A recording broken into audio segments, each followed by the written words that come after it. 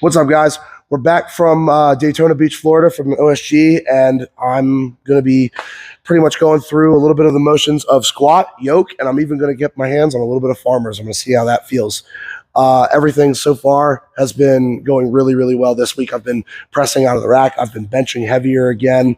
Everything has been feeling really, really good. My pressing is really coming back. I'm super excited about it, and I'm really looking forward to making a little bit more progress. It's not going to be too long now until I go back to the States where I'm fully rehabbed. I'm fully able to do all of the event training, and I'm going to kick training in preparation in my off season into high gear so that in 2023, starting with World's Strongest Man, that I'm the strongest and best that I've ever been. So let's get after it.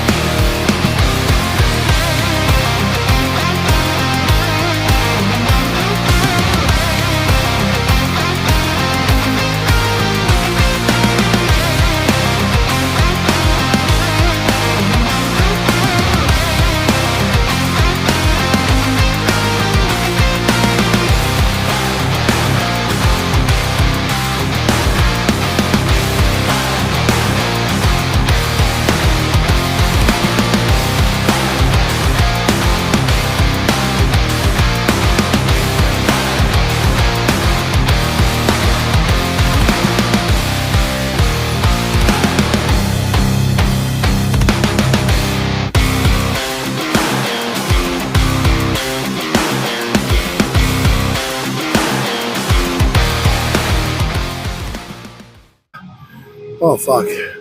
Me feeling it a little bit in the knee. Might be from first heavy push press of rehab yesterday. Feeling it a little bit in my knee. So It's not ideal, but 605 on the safety box squat for a set of 10. I'll take it. Easy. The strength definitely wasn't the issue. So yeah, that felt good. Now to unload all of that shit and put it on the yoke and do some runs with it.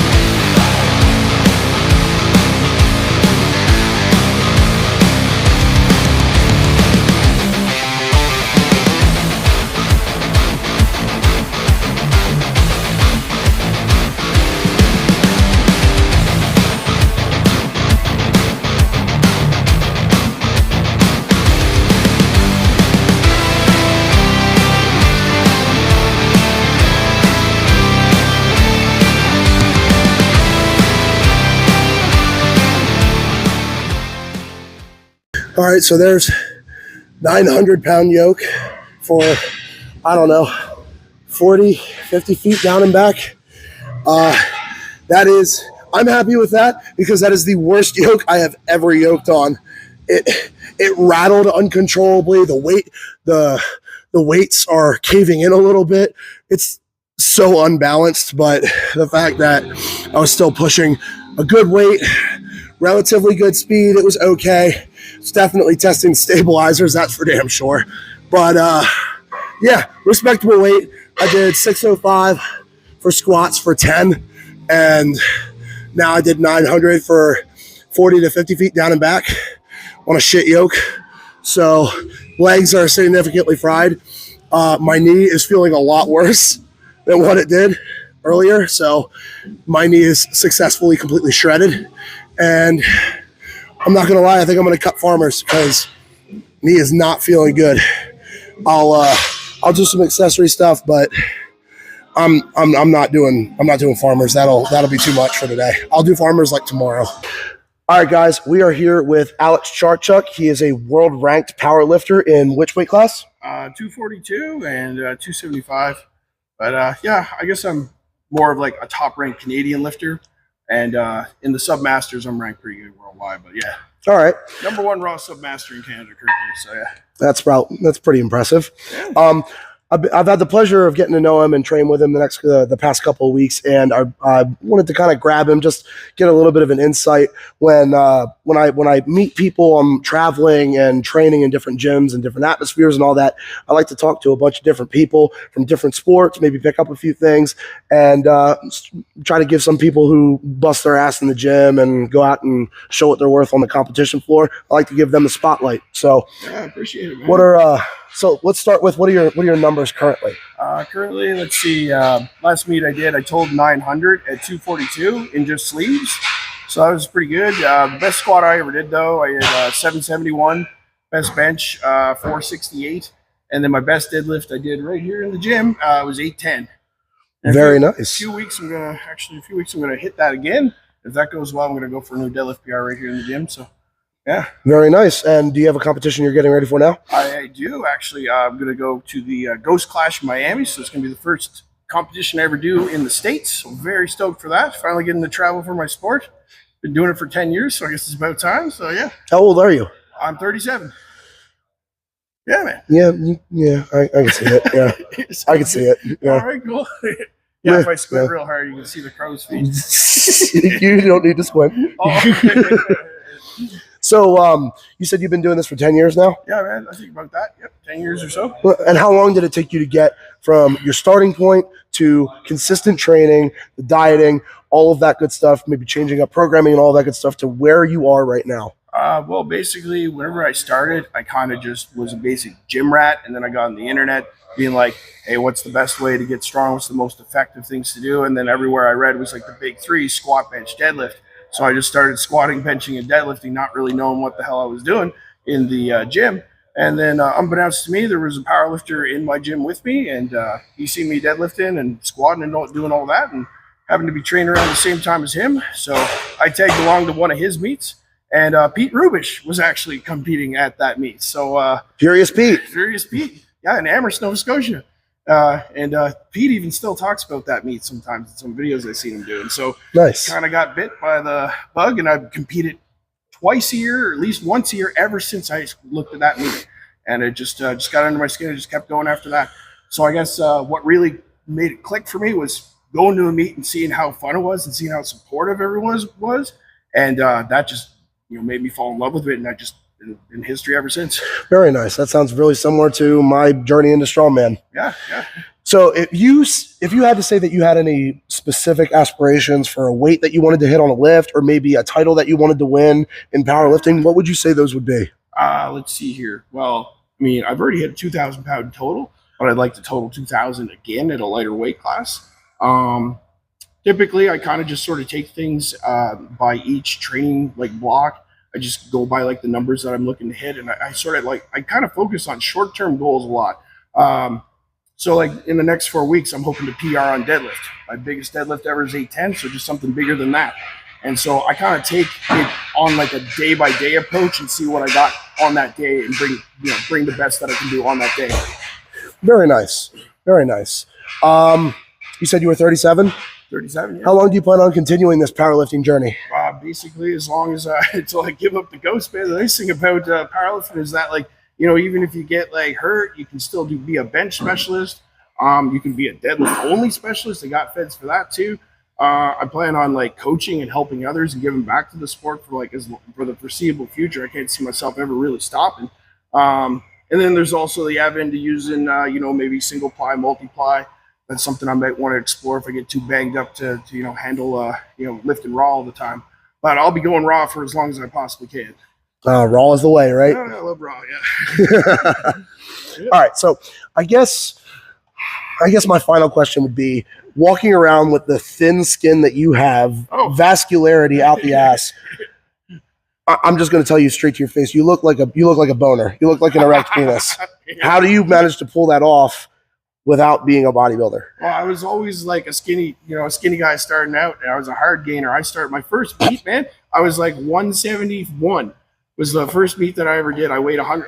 I did a cut. I cut down from 180 to 175 or something like that. And the biggest I ever was almost 270. So I put on 100 pounds in 10 years from training. So I was pretty stoked about that. But I don't know. I think it's just genetics, man. Because sometimes I'll just eat whatever isn't nailed down sometimes. But I guess I'll go through periods where I prep my own food and eat like a bodybuilder a bit just to feel good. But then whenever I'm trying to really just last night, I went out to McDonald's and I got some shawarma before that too, and I must have packed away close to 6,000 calories just because I wanted to have a really good day at the gym. So I don't know. It's So what you're saying is that life's not fair. Your genetics are perfect, and you're an asshole. Yes, pretty much all those things. That's what I picked up from that. I was trying not to. All right. I guess the last question that I have for you is, let's say, been in this for 10 years. Yeah, man. Go back 10 years to when you first started lifting. What piece of advice would you give yourself? All right. Have a short memory, because bad lifts are going to happen. Shit's going to happen that isn't going to go your way. And you just gotta roll with it. You know what I mean? There's always always do better next time. So having a short memory in the sport is something I wish I learned a little earlier. That's fair. That's respectable. All right. Well, I appreciate your time, brother. Oh yeah, man. And it's been a pleasure getting to know you the past couple of weeks. Same here, man. It's been a blast. Yeah, we actually went to the Slaughter to Prevail concert together too. That was fucking awesome. Yeah, buddy. Mosh. Fucked up that pit. All right. All right, guys. So that was my event training for today. Did a little bit of safety bar squat. Went really well, 605 for 10. Felt good, felt strong. Felt a little bit of tweaking in my knee, so didn't really want to push it any heavier than that. Got my reps in, so I'm happy with that. I went on to probably the worst yoke that I've ever touched in my life. It definitely tested my stabilizers, and it wasn't a really smart idea to use that yoke when my knee wasn't feeling it, but you live and you learn. 900 down and back. Considering how wobbly that yoke was, I felt like I was in control of it. It felt okay. It had a meh speed. But again, that's just something that you take away from the workout, and you apply it to the next workouts so that you continuously get better and better each time that you train. I decided to cut it off right there. So at the end of this, I'm going to be showing you just a catch-up video of all of my stuff that I've done this week with deadlifting. I hit 815. First time putting my hands on the bar. Felt really good. I got to work on a little bit of engagement with my upper back pulling. But it felt really good. It felt really strong. Easily had a double, but I decided to be conservative. I hit 100-pound dumbbells in an incline. I did those for sets of 30. I hit 500 pounds on a bench press. It's the first time since injury. That felt really good. Felt awesome to get underneath that weight and press it up. What else? Incline, I went up to 315, just banged out sets of 10, got that rep work in. All in all, feeling really, really good, really, really strong. Week by week, day by day, I'm getting better and better. I'm motivated. Fire under me is lit, and 2023 season cannot come soon enough because every day I'm just more and more excited to get on that competition ground again. So if you like the video, make sure to like, comment, and subscribe if you haven't already. And thank you for joining me. T-Rex Kingdom. I'll see you in the next one.